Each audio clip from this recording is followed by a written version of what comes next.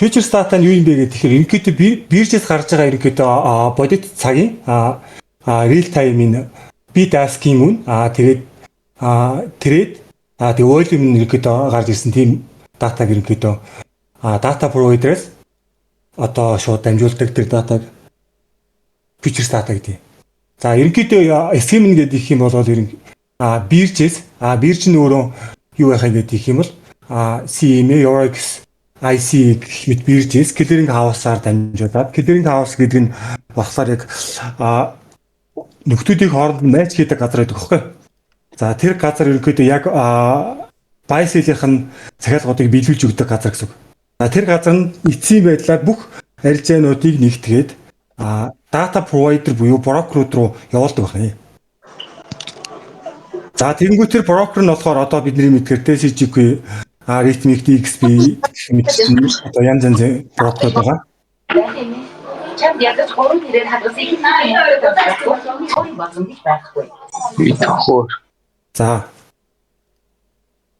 За тэгээд futures ерөнхийдөө одоо бидний одоо ашигладаг бүх төрлийн одоо чартны төрлүүд байгаа шүү дээ.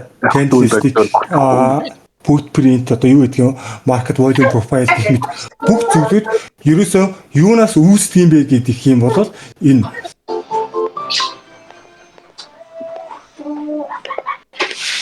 time, price, тэгээд volume гэсэн энэ гурван зүйлээс бүрддэг. Volume нь болохоор aggressive талаараа орж ирдэг.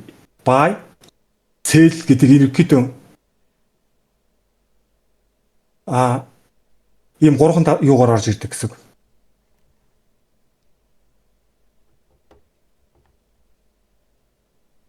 За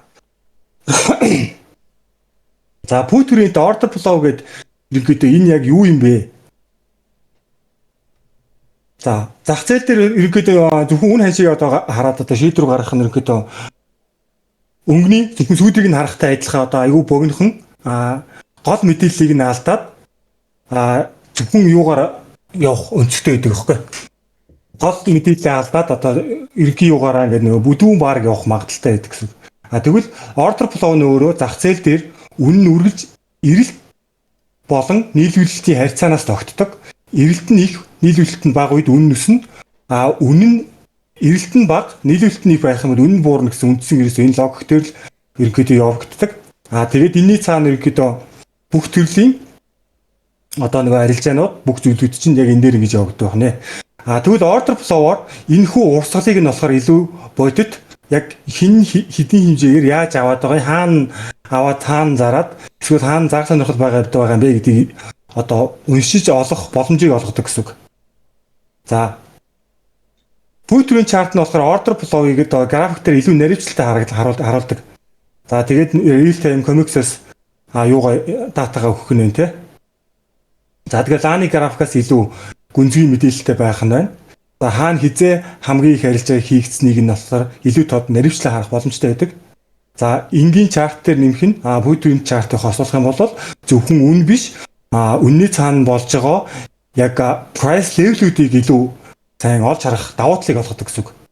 Сул зоонуудыг. За энэ хоёрыг яагаад ашиглах ёстой гэх юм бол үнийн хөдөлгөөний шалтгааныг нь шууд ойлгоно. Хуурамч хөдөлгөөн болон мэргэжлийн хуурамч хөдөлгөөнийг нь ялгана. Мэргэжлийн трейдерийн төвшөнд ингээд зах зээлийг унших боломжийг олгодог байх нь тий. За тэгээд энэ лааныхын ард яг юу болсон бэ гэдгийг ингээд илүү наривчлалтай мэдэх энэ боломжийг олгодог байх нэ. За order болон чартуудын төрлүүд гэж байгаа. За ерөнхийдөө маш олон одоо төрлийн нөгөө төрний 3 датанд ирчин цуурлаад одоо маш олон төрлийн боловсруулалт хийгээд янз янзаар харж олдог маш олон төрлийн тийм юунууд байдаг. Төгсүүд бий болсон ерөнхийдөө сүүлийн үед. За тэгвэл candlestick-ээс юугаараа ялгаатай юм бэ гэдэг юм л энд одоо candlestick харагдаж байна те.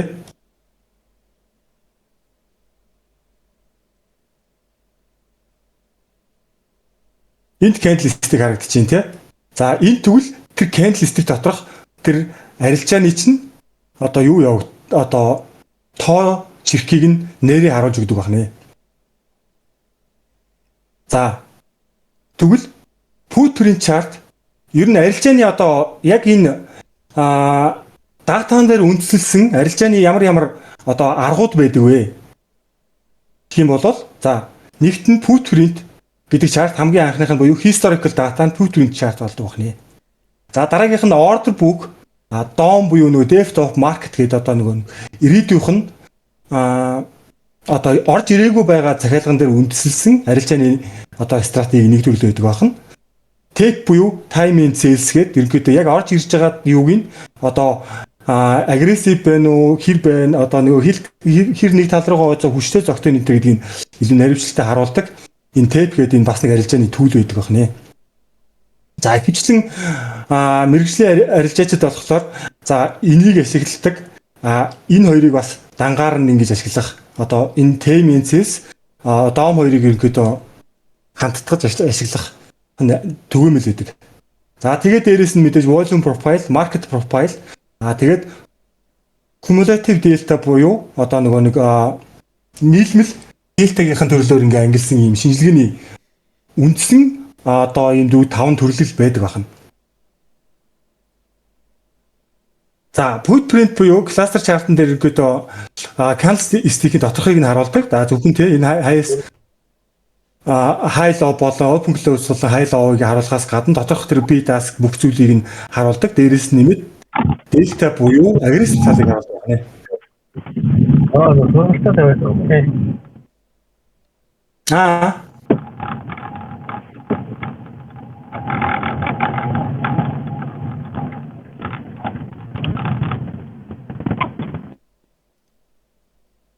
За мөтөлч. За тэгвэл бид нэр одоо bid ask гэж яриад идэг те. Bid ask гэдэг те. Нэг нь зарж байгаа нөхдүүд байх нь нэг нь сэлж байгаа нөхдүүд байх нь гэж яриад идэг.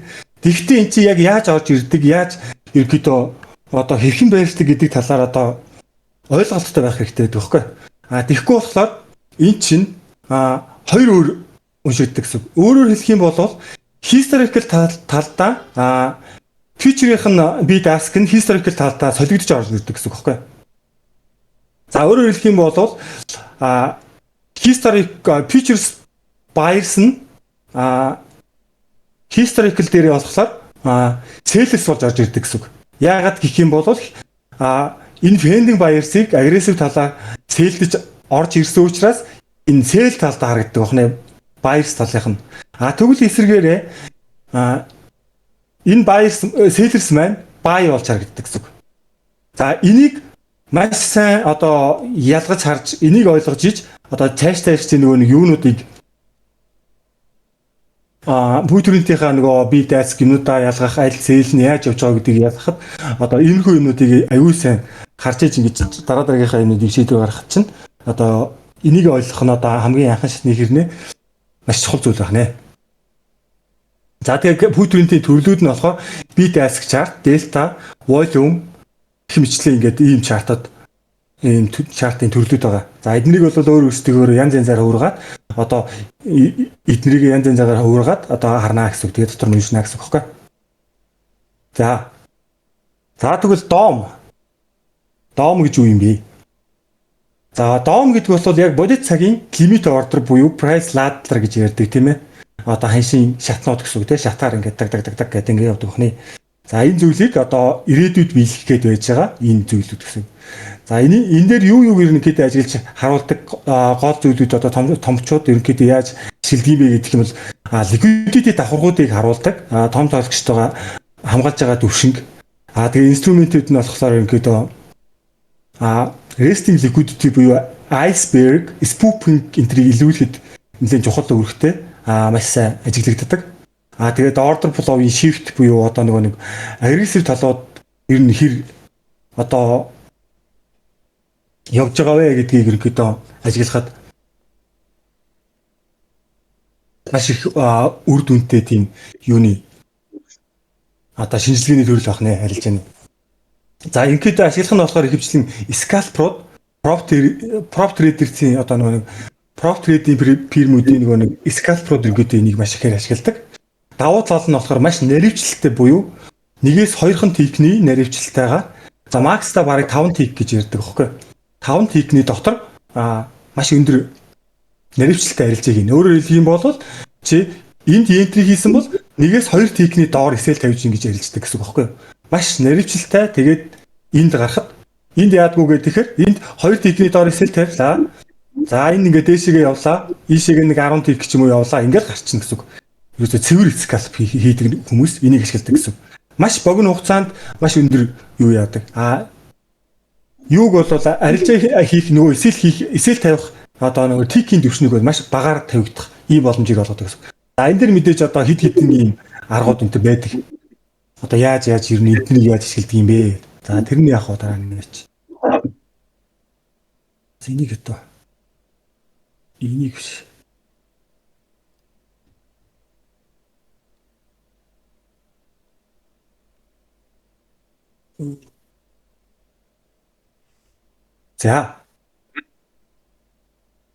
За дараагийнх нь тэгвэл за DOM буюу depth of market гэдэг байгаа тий. За энэ юу юм бэ гэдэг юм бол үнийн босоо шатыг ерөнхийдөө вертикал ладер хэлбэрээр харуулдаг тий. Энэ нь тий.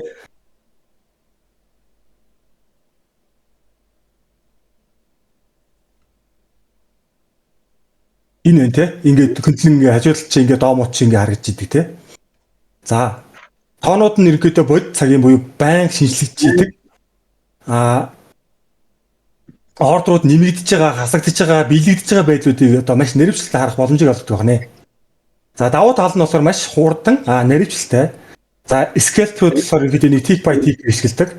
За сул тал нь болохоор нөгөө түүх хадгалдаггүй учраас нөгөө өмнө нь яаж ирсэн юм бэ, яаж орж ирж ирсэн юм бэ гэдэг ч юм уу те. Тиймэрхүү юмнуудыг ингээ historical талаас харахад одоо ямар ч боломжгүй байдаг.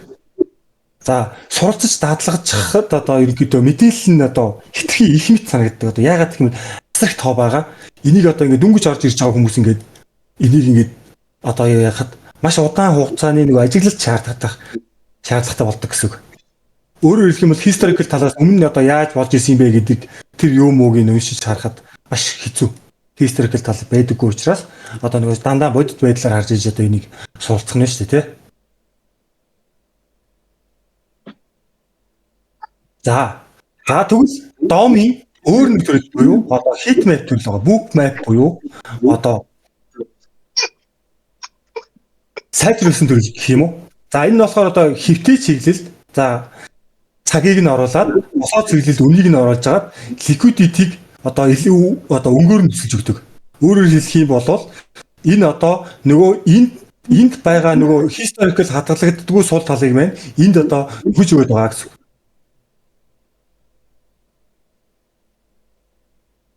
За нөхөж өгöd байгаа гэсэн үг байхгүй юу? За тэгэхээр яах нь вэ? Одоо энд хэрв бид нэр дан ингээд put DOM-оо ингээ хараад ингээд зөвхөн historical тал ч юм уу өмнө нь юу болж байгааг харах боломжгүй байсан бол энд одоо бид нэр өмнө яаж ажиллаж ирсэн энийг одоо харах боломжийг бид нэр олгож өгч байгаа байна. Мөн liquid одоо жишээлх юм бол ийм байхгүй юу? За энэ өөрөө visual байдлаар одоо хүмүүс харуулж байгаа тийм. Энэ нь болохоор яг тоон утгаараа хүмүүс харуулж байгаа гэсэн үг байхгүй юу? За хүн одоо ямар юмд айгүй амархан суралцдаг юм бэ гэхээр хүн дандаа нөгөө тоо буюу тооноос илүү тоо харахаас илүүтэйгээр нөгөө visual буюу зурган төвчнүүдийг илүү амархан чийжилж ой тогтоолтонд тогтооход одоо илүү амархан байдаг байхгүй юу? За тийм болохоор тэрэн чинь тулгуурлаад энийг илүү амархан болгохын тулд одоо ингэж ийм book map гэдэг ийм төлөвлөлт гарч ирдэг гэсэн үг. За тэгвэл энэний давуу тал болон сул тал нь юу? За захиалах, нэмэгдэх, хасагдах, шилжих үед уул мөрөө одоо үлдээдэг тий. За order book нь түүхийг харуулдаг зөвхөн тухайн мөчийн snapshot биш. Ерөнхийдөө юу юм бэ гэдэг юм бол ерөнхийдөө яг тэр захиалга нэмэгдэж хасагдж байгаа шилжих хийж байгаа тэр уул мөр нь бол одоо маш сайн үлддэг байна шүү дээ тий. Энд ингэж явж хагаад асарсан алга болцсон. Энэ ордер энэ ч гараад ирсэн. Хизээ өгчл байсан. Ингээд үргэлжлээд ингээд байж байгаа байна шүү дээ тий. Энийг юм чигтэй яаж байхгүй.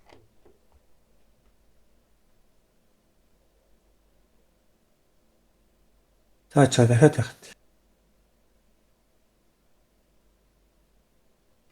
За үлдээдэг байна тий. Тэгэхээр зөвхөн тухайн мөчийнх биш түүхэн одоо юугаар нь харуулдаг байна. За энэ нь бол энэ зүйлийн давуу тал нь. За өөр юу вэ гэхээр том тоглогчид хаана сууж байгааг үлдэж байна уу эсвэл нөгөө нэг spoofing хийж гинүү гэдгийг ерөнхийдөө харуулдаг.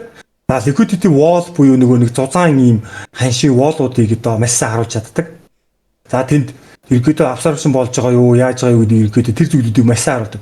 За сул тал нь юу юм бэ гэхээр одоо доом шиг нөгөө миллисекундын наривчлалтай биш болохоор нөгөө тэр наривчлалтай одоо scalp хийхэд тохиромжгүй.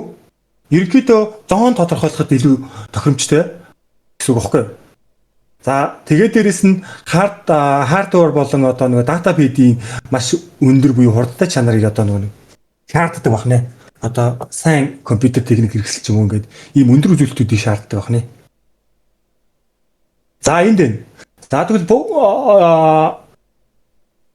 bookmap дээр одоо order яаж харагддаг юм бэ? За энэ бол энэ data line хэсэг бол ингээд цэвэр liquidity буюу хэр удаан хугацаанд ингээд энэ орж ирчээд байж байгаа юм бэ гэдгийг ингээд маш удаан хугацааны түүхээр ингээд харуулдаг. Ингээд харуулдаг. Энэ нараа ингээд төвшингүүд ингээд харуулж байгаа. Тэгэнгүүт энэ төвшин юм байна, энэ төвшин юм бэ гэдгийг энэ бол доомдор байж байгаа зүйл. Тэгтээ доомдор байгаагаас юугаар давуу талцаа байгаа юм бэ гэдэг юм. Энэ ордер энэ цагт орж ирсэн байна. Эндээс эхлээд одоо хүртэл байсаар байна гэдгийг ингээд түгэн цаг хугацаагаар нь ингээд харуулдаг аа гэсэн. За тэгвэл defense order-ыг одоо маш сайн харуулдаг. За энэ ордеруудыг ингээд ажиллах юм бол энэ ханшийг төлөж байгаа үед маш сайн ажиглагддаг. Defense буюу liquidity гэж байгаа. За defense яадаг вэ гэхээр маш зузаан буюу хүн ордер орж ирээд ханшийг түлхээд алга болгоод төсөөхөд түлхээд алга болгоод болоод байдаг. Нэг ийм юм явдаг гэсэн үг байхгүй. Энэ өөрөө одоо нөгөө ханшийг албаар ингэж хүчээр ингэж явуулах гэж байгаа ийм зөрчилтэй үед ийм зузаан ийм ордерууд маш урт богино хугацаанд орж ирж алга болдог. Энэ өөрөө доом дээр ч гэсэн одоо маш нэрвчлэлтэй ингэж яадаг зүйл байгаа нь шүү дээ. Одоо pending order ингэ шахаж өгдөг одоо ийм liquidity wall гэдэг зүйл чи одоо энэ аахгүй. Заачил хэмлийн дарагч те энэ доор орж ирлээ. Доороос нь ингэ шахлаа явангууд нь алга болчих. Дахиад доош ороод ирэх юм дахиад гарч ирлээ. Явууллаа. Нөгөөдг нь нэвч чадахгүй явууллаа. Алга болчих. За ингэдэг байна. Тэгвэл liquidity нь өөрөө ямархуу байдлаар илүү харагддаг вэ гэдэг юм бол ингээд урт хугацааны туршид ингээд байсаар л байдаг ингээд алга болохгүйгээр ингээд эднийг ерөнхийдөө авах магадлал нь илүү өндөр буюу эдгээр ч өөрөө хүмүүсийн DP ч юм уу stop loss ч юм уу байх магадлал өндөр байна. Тэгвэл defense order-ыг иймэрхүү байдлаар ингэж богино хугацаанд ингэж ханшийг шахаж буюу эн чинь өөрөө ингээд доороос нь шахаж өргөж өгч байгаа гэсэн үг байхгүй. Дээшний болгонд. За иймэрхүү байдлаар ингэж bookmap дээр иймэрхүү байдлаар зөрүүг нь ажилтдаг байна. За тэгвэл ингээд юу яадаг юм бэ те? Доом дээр ийм доомыг доомоор нь ашигладаг. Дээрэс нь арай сүүлийн үеийн технологи юугаар яатсан? Bookmap буюу heatmap-д оруулчихсан ийм төрөл байдаг байна.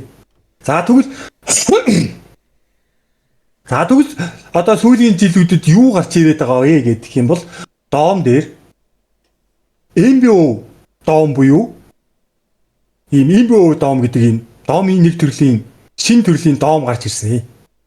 За энэ юу хэлдэг вэ гэхээр за энгийн доомноос одоо market by price гэж байна. Энгийн доомноос одоо доом дээр болохоор одоо юу яах нь шүү дээ те. Зөвхөн үн бүрдээр байгаа нийлбэр захиалгыг харуулдаг. Өөрөөр хэлэх юм бол тэнд 100 ордер байна уу? 50 ордер байна уу? Бүх тэр захиалгыг зөвхөн нийлбэр дүнгээр харуулдаг байна шүү дээ те. За энэ дээр үгүй те жишээ 2000 гэдэг ханшин дээр 500 контракт гэж харагдана те. Зөвхөн 500 контракт л харагдана шүү дээ. Гэхдээ энэ нэг л том ширхэг 500 ордер юм уу эсвэл 100 жижиг ордер юм уу ерөөсөн тэрийг нь ялгах боломжгүй гэсэн үг байхгүй.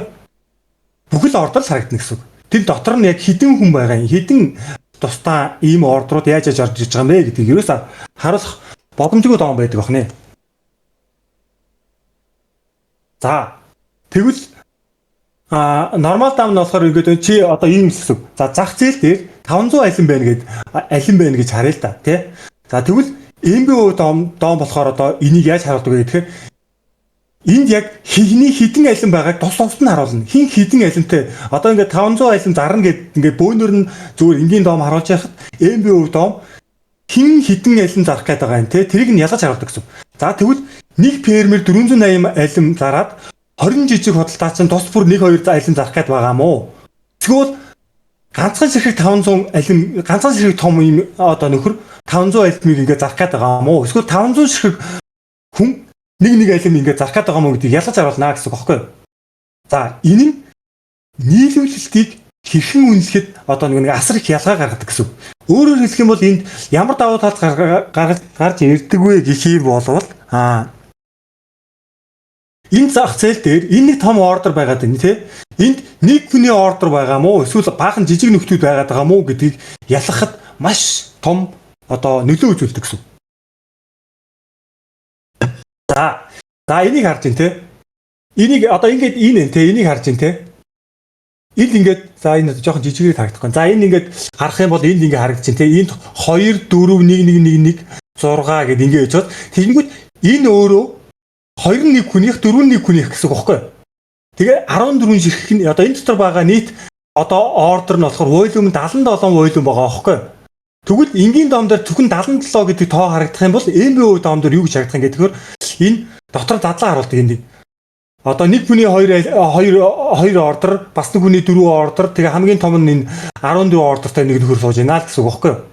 За тэгээ дээрэс нь энийг ингээд дотор нь ингээд яг ингээд дээр нь харуулах юм бол энэ өөрөө нэг хүний 2 одоо volume одоо энэ 5462 гэдэг ханшин дээр за ийм цагт орж ирсэн байна гэдгийг ингээд тус нь ингээд наривчлаадаг. Хин төрүүлж орж ирсэн гэдгээр одоо жишээлбэл энэ өөрөө урагшаага эндээсээ жагсаж байгаа байдал нь хамгийн ихэнд орж ирж ирсэн нөхөр чинь энэ ч байж байгаа л та 2 дахь 3 дахь гэдэг ингээд хоошоо ингээд одоо нэг ингээд энд ингээ юмаа заах гээд нөхдүүд ингээд араасаа орж ирсэн байгааг харуулж байгаа гэсэн үг байхгүй юу? Ингээд нэг лайнд орсон тий. Хамгийн эхлээд энэ ихний 2 биелэгдэн. Дараагийн 2 ингээд явсаар гоо энэ 20 30 50 гэдэг ингээ хоошоогоо энэ биелэгдэд хамгийн сүүл энэ хамгийн сүүлийн 3 гэдэг ордертой нөхөр арилжаа хит дуусахад энэ левлийн энэ 5460 гэдэг левлийн 208 нийт volume байна. Буюу энэ нөхдүүд бүгд одоо контрактаа зарж дуусгах нэ. За иймэрхүү байдлаар зах зээлийн дараалал болон том тоглогчдыг жижиг тоглогчдоос одоо ялгахад одоо томоохон үр гүйцэтгэдэг ийм домын төрөл байх нэ. Шин одоо гарч ирсэн гэсэн. Энэ одоо бүр гарч ирээд баг нэг жил гарна л болж байгаа хаа. Яг хамгийн сүүлийн үеийн юу гэсэн үг? Технологи гэх юм уу?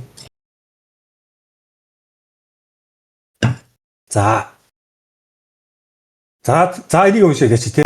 За MBO дом нь болохоор нэг price level дээр хэд дээрх хаалгыг нийтэд нь л харуулдаг тий.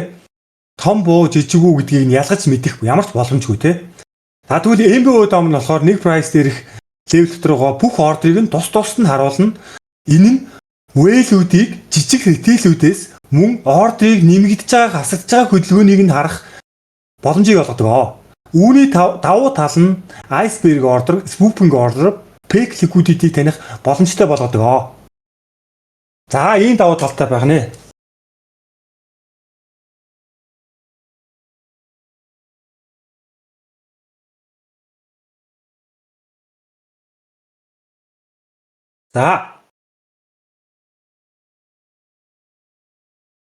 За энд жишээ харуулъя.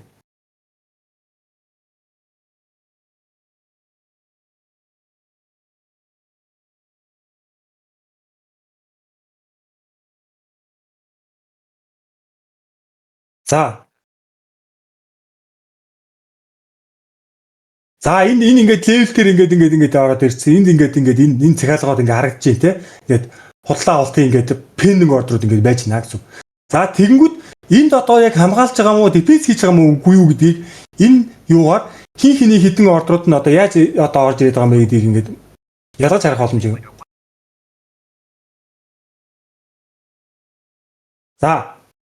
За энэ дээр ингэнгүүт одоо энэ defense-ингүүт энэ ингээд ордер байж байгаа. Тэнгүүт араасаа ингээд ордерууд нь ингээд яг хүрээдэнгүүт л ингээд ордерууд нь нэмэгдээл, урдхан хасагдангууд дахиж нэмэгдээл ингээд орж ирээд байгааг энд ингээд харуулж байгаа гэсэн үг байхгүй юу?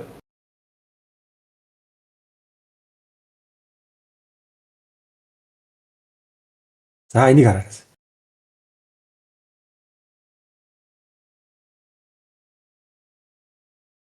За одоо энэ ингээд авагдчихлаа тий. Тэгээд ороод ирж байгаа. За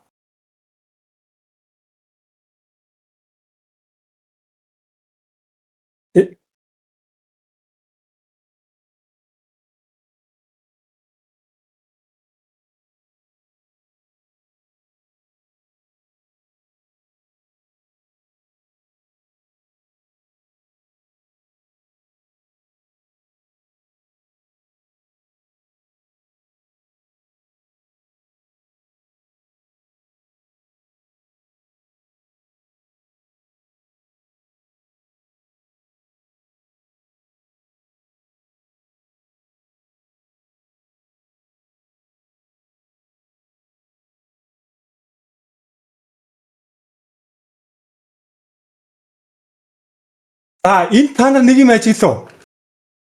За энд ингээд нэг 7 ордер ингээд гарч ирчээд харагдаад байгаа хэрнээ ингээд нэг жижиг ордерууд ингээд гарч ирчээд тэгээ ингээд ханшийн ордерыг ингээд бариад байгаа. Тэгшээд тэгээ ингээд хүн харахаар зүгээр энгийн өндөр ингээд энийг ингээд хүн ажиглагддаг байхгүй. Ингээд нэг 7 ордер гарч ирчээд байгаад байдаг. Нүүт нь бэлэгдээд байгаа мүү 7 ордер нь байгаа л байдаг. Тэгсэн чинь яг энэ дээр ингээд харах юм бол ингээд 7 ордер байсан гэрээ хажуу талд нь ингээд жижиг ордерууд ингээд гарч ирээд ерөөсөө ингээд нөөт нь ороод ирэнгүүт дахиад ингээд нэг жижиг ордерууд гарч ирээд ингээд байгаад байгаа. Тэгээ ингээд ханшийг ингээд барих юм бол ингээд тэгшээд барьж байгаа гэсэн. Наа. Тэгээд ингээд харах юм бол яг энэ хийдийг аваад энэ ингээд нэг 7 ордер бэлэгдсэн юм шиг бэлдээгүй юм шиг байгаад байгаа байхгүй доо юм нэг. Тэгсэн чинь юуг нь харсан чинь энэ хараа өчнөө ордер бэлдсэн байгаад гэдэг энэ хараа. Бэлдсэн. За энэ өөрөө юу юм бэ гэдэг юм бол нөгөө айсберг ордер гэдэг байгаа чинь дээрэс нь энийг юу гэж хэлдэг вэ гэдэг ихээр нөгөө юу яа. Нөгөө абсорбшн гэдэг байгаа чинь одоо энэ хэсэг байхгүй. Селерс одоо яг энэ үедээ юу гэдэг юм гэхээр маш их селерс харагдаад байдаг. Тэгсэн гэр ингээ ханьс тогтцдог. За ханьс тогтцсон гэрнээ нэг доон дээр ч юм ингээ харах юм бол нэг 7 ордер ч юм уу 10 ордер ч юм уу байгаад байгаа гэрнээ. За зүгээр энгийн доон дээр болохоор бараг харагдахгүй. Гэтэл нэг 7 ордер байгаад байгаа юм шиг харагдаад байна. Тэнгүүд энэ дээр яаж харагдж байгаа гэхээр жижигээр ингээд ордерууд яг ингээд ороод ирэхээр ингээд нэмэгдээл ерөөс ингээд юм тасралтгүй нэмэгдээд ингээд ордерууд нь ингээд орж ирээд байгаа байхгүй. Нэг үндсэн ийм доом дээр их тоо харуулчаад тэгээд ингээд араас нь ингээд орж ирээд байгааг ингээд харуулж байгаа. Тэгээд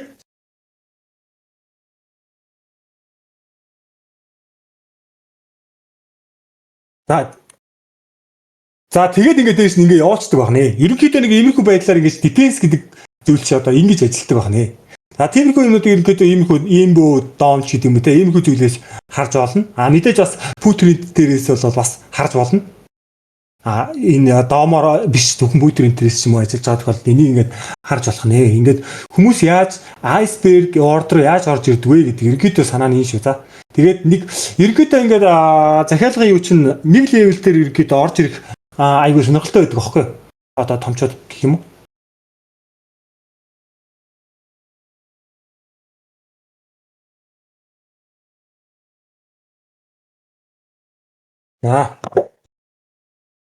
За энэ болохоор ингээд нөгөө нэг юуг харуулдаг уу? Одоо эднийх нь давуу тал, сул талыг ерөөдөө харьцуулсан хүсэлтэй.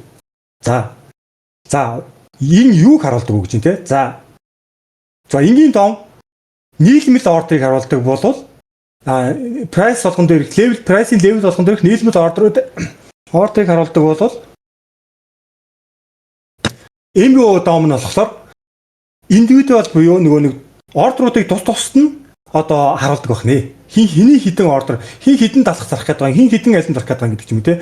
Энийг хүн болгоныг нь ялгаж харуулдаг. За энэний мэдээж давуу тал нь өөрөө том тоглогчид энд байгаа мó эсвэл баахан жижигхэн ритейлүүд ч юм уу ийм юмнууд байгаа мó гэдгийг ингээд ялгах боломжийг харуулдаг байна. Тийм ээ.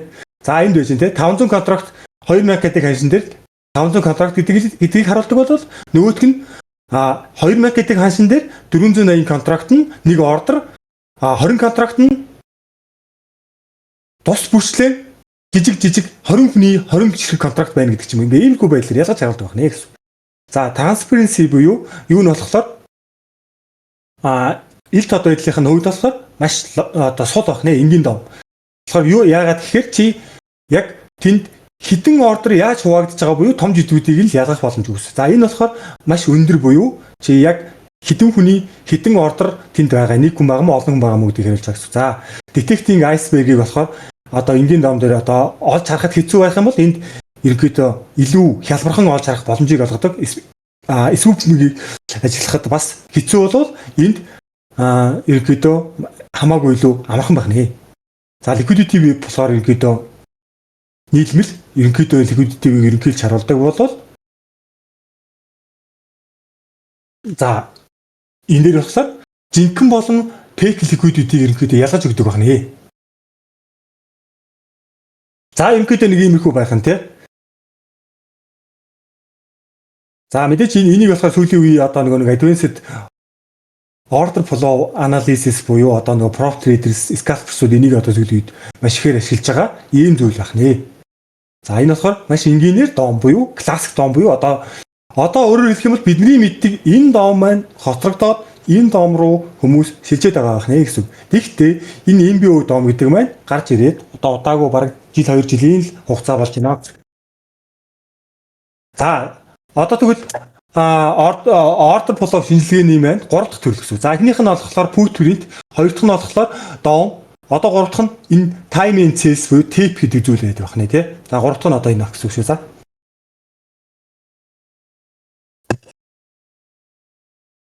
За tape гэдэг нэг иймэрхүү юм бас гаргаж ирчээд ингээд одоо том одоо нэг барууны ч юм одоо нэг Яркин ч юм уу трейдерүүд ингээд бас хараа суугаад байдаг те. Тэгээд энэ юу юм бол гэдэг. За тэгвэл энэ юу юм? За энэ юу юм гэхээр бодит харилцааны уурсгал буюу лимит ордер биш зэ. Бодит харилцааных нь уурсгал гэсэн үг. Яг биелэгдсэн л ордерыг харуулж байгаа. Лимит ордер биш гэсэн үг. Ягаад лимит ордер чинь доон байх нь шүү дээ те. Тэгвэл энэ өөрөө бодит харилцаа гэсэн үг. Бодит харилцааны уурсгал. За юу харуулдаг юм гэхээр одоо одоо тэдэнд орж ирж байгаа принтийн сайз. За speed буюу нөгөө хурдных нь momentum бо тэ тэр нь одоо liquidity speed энэ гэж яриад байдаг тэ хэр хурдан хугацаанд яаж биелэгдэж байгаа юм тэ. За дээрэс нь одоо aggressive талыг одоо орж илрүүлэхэд одоо энийг хишилдэг гэсэн. За донтой ерөнхийдөө хамттанд хэрглэж иж ерөнхийдөө илүү үр дүнтэй тэрнээс биш дангаар нь бол бас харахад хэцүү гэсэн. За энэ дэр байгаа нэмэх хасах гэдэг тэмдэг болохоор өөрөө юуг харуулдаг юм гэхээр за энд ийм байна. Тайм буюу за хэдэн цаг, хэдэн минут, хэдэн секунд, хэдэн дойл дээр одоо энэ ордер биелэгдсэн юм бэ гэдгийг харуулж байгаа гэсэн. За ямар үнэ ханшин дээр биелэгдсэн юм бэ? За энэ нэмэх хасах нь болохоор энэ биелэгдэнгүүт аль тал руугаа хэдэн тийг гүйсэн юм бэ гэдгийг харуулж байгаа байхгүй. За энэ өөрөө маш чухал үзүүлэлт. Ягаад гэвэл нэг ордер одоо энэ ерөнхийдөө юу харуулж байгаа юм гэхээр энэ өөрөө slippage гэдэг ирдэж нь гулгалт гэдэг чинь халтраад гулгаж байгаа тий. За энэ гулгалтыг харуулдаг.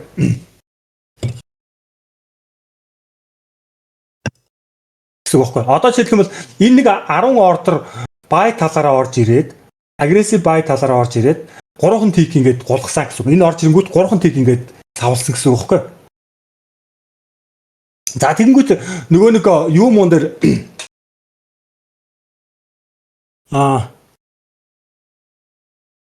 одоо нөгөө liquidity sweep дээр болохоор иймэрхүү юм орж ирэхэд энэ тикний савлгаа буюу энэ одоо нэмэх хасгууд маш өндөр гарч ирдэг. Энүүгээр sweep буюу юу мууг нь одоо танихад одоо маш их юутай байдаг гэсэн үг байхгүй. Үр дүнтэй гэсэн үг. Одоо яг энэ liquidity sweep мөн үү те. Одоо энэ моментийг одоо энэгээр хардаг гэсэн үг байхгүй. Одоо энэ хурдны моментийг энэгээр хардаг аа гэсэн. Тухайн ордер орж ирээд хэрэг гулгаа савлгаа үүсгэж байгаа юм бэ гэдгийг энэгээр хардаг аа гэсэн. За энэгээр харж ийн гэдэг чинь юу олох гээд байгаа юм бэ гэх юм бол энд агрессив тал байна уугүй юу гэдгийг харна гэсэн. За бидний нэг яриад байгаа нөгөө footprint chart байна шүү дээ тий. Footprint chart чартны чинь ерөөсө хамгийн анхны дата ч ерөөсө энэ байхгүй юу. Тэгээд энийг боловсруулад яг энэ чарт энийг чинь боловсруулад бидний нөгөө хараад байгаа footprint чинь энэ дээрээс гарч ирдэг гэсэн үг байхгүй юу. Өөрөөр хэлэх юм бол хамгийн анхны дата нь нэ гэсэн үг.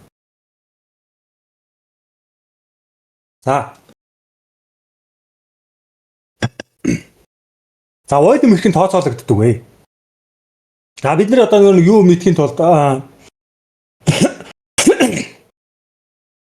харилцаа хийхийн тулд одоо бид нар ядаж одоо яаж volume тооцоологддгийг яаж за энэ ханш чи яг юугаар тооцоологдоод энэ volume чи юу болоод ингэж явдгийг гэдэг мэдэх хэрэгтэй байхгүй. Тиймэрхүү анхаасны мэдээлэл иймэрхүү юмнуудыг мэдэхгүйгээр бид нар одоо ингэж зүгээр ханшийн таамаглал гаргахад маш хэцүү. Тийм болохоор эднийг ингэж мэдчихэж бид нэр илүү логиктэй зөв юм гаргаж ирнэ гэсэн.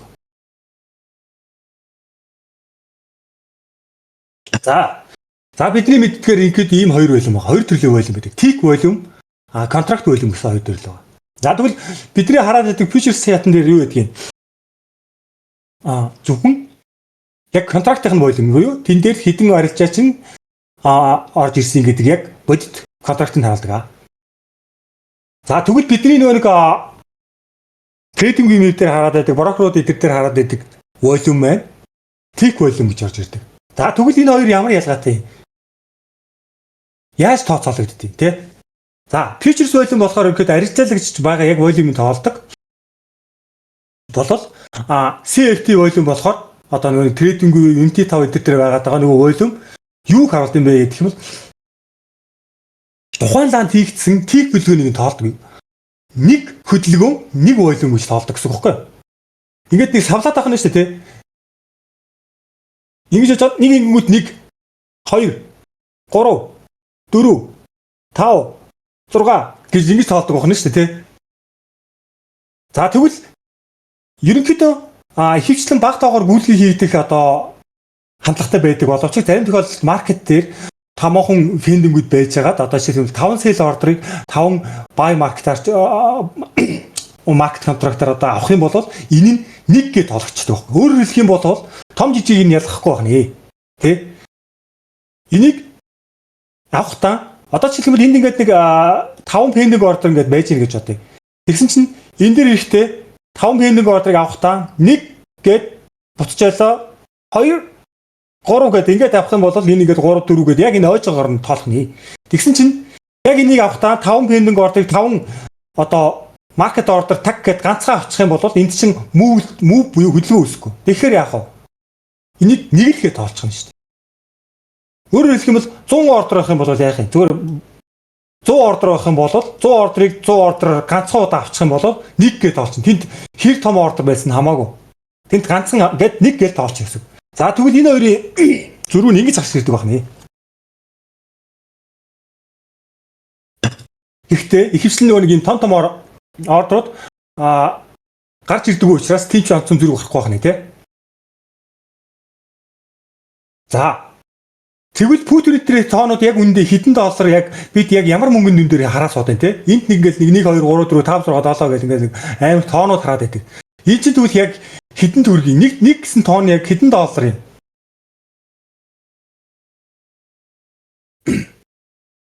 За яа за жоохон зөөлхөн ярьд юм уу? Хоолоо яагаад. За голд дээр байгаа контрактын сайз нь ерөнхийдөө 100 try ounces буюу бидний ярьдгаар унц гэдэг ханшаар тооцоолдог. Унц гэдэг нэгжээр одоо нэгжийг нь тооцоолдог. Өөрөөр хэлэх юм бол нэг лот буюу нэг контракт нь 100 унцтай тэнцүү гэсэн үг багхгүй. Энэ 100. Одоо энэ контракт юнит гэдэг энэ. За тэгвэл энэ контракт гэдэг зүйл чинь өөрөө юу юм гээд тэгэхээр ерөнхийдөө стандарт болгоцсон байдаг багхгүй.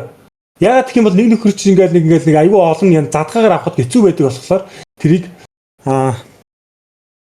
амархан болгохын тулд ингээд нэг бүхэл болгоод ийм бүгдийг нь адилхан ингээд авдаг тийм стандарт тийм лотууд гаргаж ирдэг байна контрактууд. За тэгвэл нэг лот нь өөрөө 100 унцын багцыг нэг лотны багц болгож ингэж гаргаж одоо бид нэр зардаг энэ CM-дээр зардаг байна шүү дээ тий. За тэгвэл нэг лот гэдэг чинь юу юм гэхээр 100 унцаа гэсэн. 100 унц алт гэсэн. А тэгвэл бидний энэ чинь хараад байдаг одоо нөгөө 3600 гээд одоо харж байгаа ханшаа шүү дээ тий. Энэ юу юм гэхээр энэ яг ямар ханшин гэхээр юу аахгүй. Нэг унц алтных нь ханш нь 3600 гэсэн үг аахгүй. За тэгвэл энийг контрактаар тооцох юм бол яах юм гэхээр энд контракт юнит буюу 100 унц чинь нэг лот гэсэн үг. Тэгвэл 3600-аа үржиж гин 100 гэсэн үг. Тэгвэл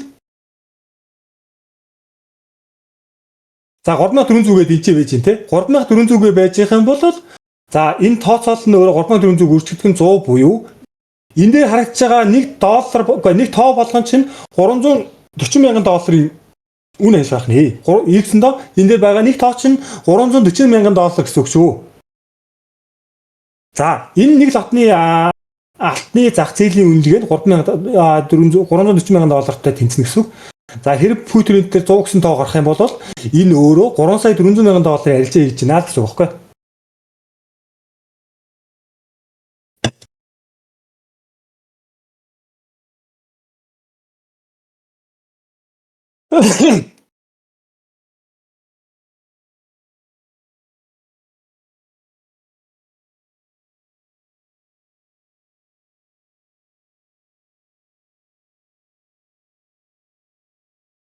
За одоо тэгвэл хэдүүлээ програмууд руу орё. Миний дэлгэц ер нь хэр харагдаж байна манайхаа? Дагуу зөв. Тодорхой байгаас тий. тодорхойлогч нөө. За тэгвэл одоо бид нар юу яах юм бэ гэх юм бол бид нар за програмуудын давуу тал болон сул талуудыг одоо яа. За энд ихэвчлэн би одоо ингээд ихэвчлэн одоогоор ажиллагдж байгаа гол томоохон програмуудыг буюу одоо нэр үндэтгэж байдаг ч юм энэ програмуудыг ингээд харьцуулсан одоо юуг нь харуулж байна. За нэгдүгээр Bookmap. За Bookmap дээр DOM, Heatmap хоёрыг visualize by маягаар одоо төвлөрлийг нь харуулдаг тийм. Яг DOM, Heatmap дээр төвлөрч энэ Bookmap платформ өөрөө хөгжүүлэгдэж гарч ирсэн байна. За давуу тал нь Heatmap-ийн liquidity-г өнгөрсөн хугацаанд хадгалж харуулдаг. За Scalper liquidity Hunters-ыг тарихад одоо хамгийн сайн.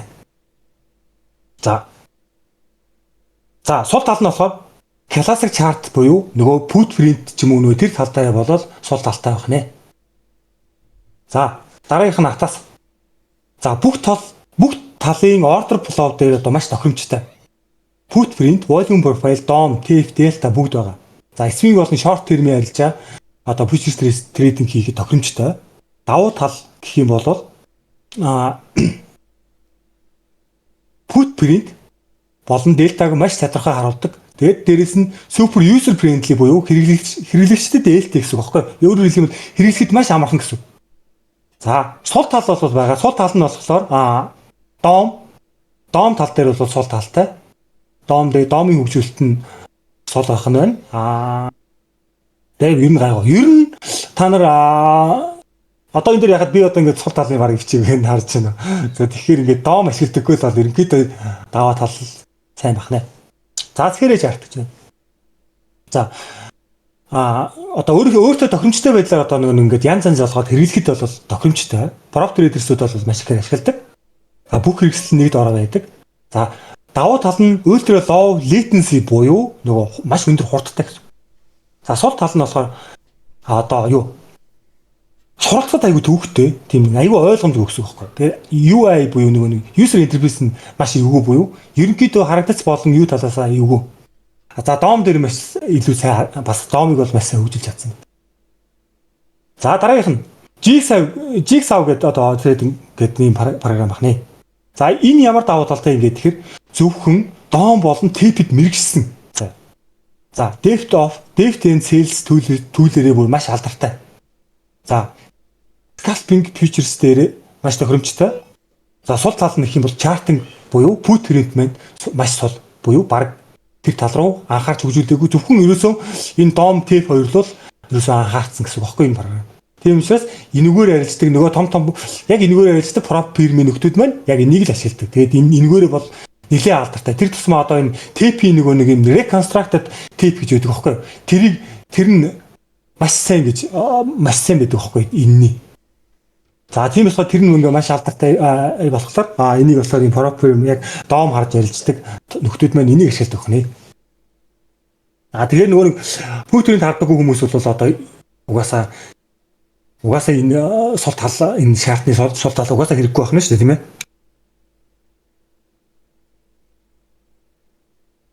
За дараагийнх нь Wallpix гэдэг програм байна. За footprint cluster-ыг бол яг дунд цэг харуулдаг.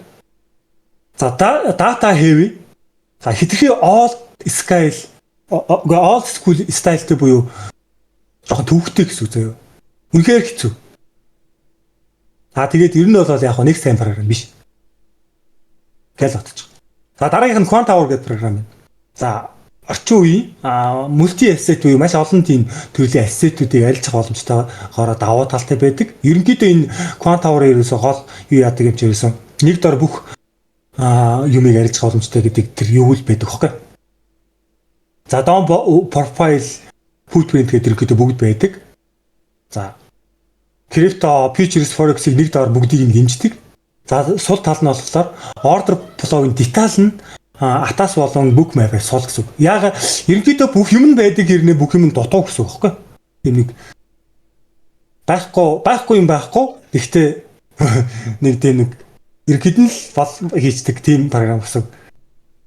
За ерөнхийдөө одоо хин авокадо интерсүүлүүдийг таарсан Quant Tower ерөнхийдөө хэр байгааг ерөнхийдөө ажигласан тий. Ерөнхийдөө юмнуудыг харуулж байгаа хэрнээ тийм детальчлал талдаа маш сул байдаг хөөе. Мэдээж сурцсан хүмүүс бол мэдээж тэрийг харж агаад юмаа мэдж байгаа хүмүүс бол энийг харж агаад арилжах. Мэдээж бас ямар ч асуудал байхгүй гэсэн үг.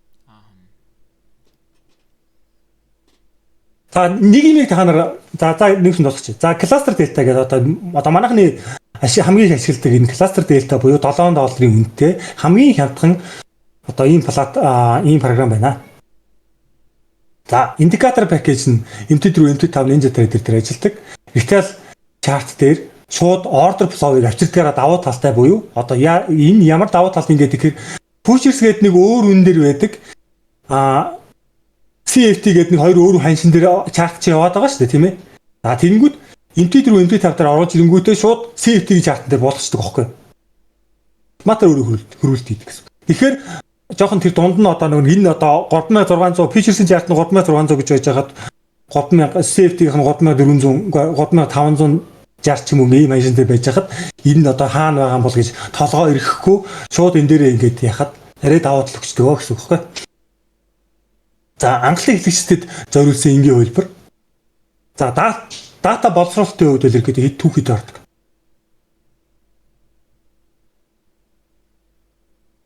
За энэний дараа Wallsys, Wallbook гэдэг нэг ийм хоёр програм сүүлийн үед гарч ирээд байгаа.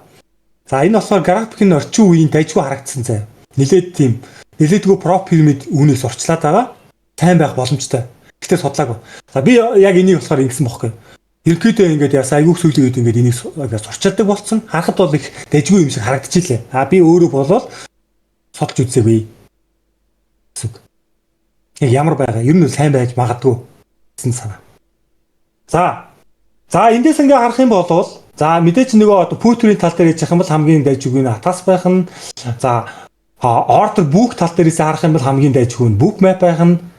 За зөвхөн дом дээр одоо дом тефтээ одоо ингээд мэрэгжиж арилж ийн гэх юм бол Jigsaw гэдэг програм бол хамгийн жишээлдэг байна. За энэ дэр нэг юм хэлчих нөгөө нэг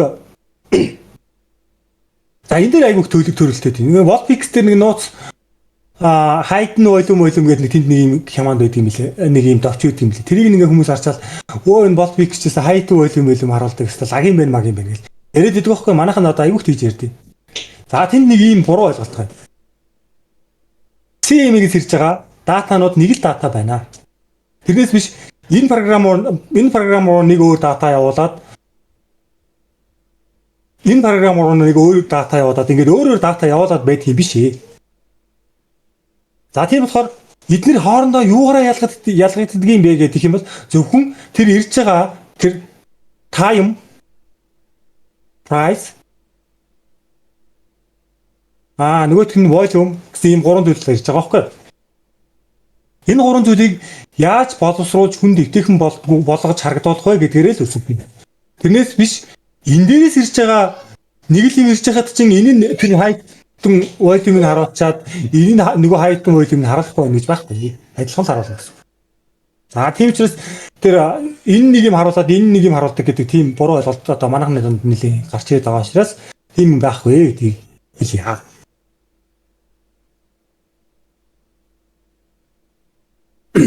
За өмнөх сэдвээ оронгойлоход за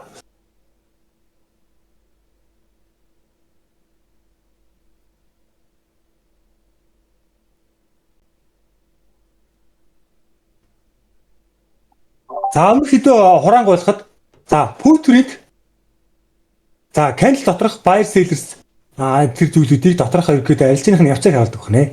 За доон бол limit order book-ийг ерөөдөө харуулдаг байх нь tape нь бодит арилжаа гэсэн. Өөрөөр хэлэх юм бол tape нь энэ put-ийнхаа уртлынхан зүйл гэсэн үг байхгүй. Яг энэ tape чи өвсөө tape-с чинь put-ийг чи ерөөдөө гарч байгааг л ойлгоход бодно гэсэн үг байхгүй. За profile нь за macro context zone гэж байна.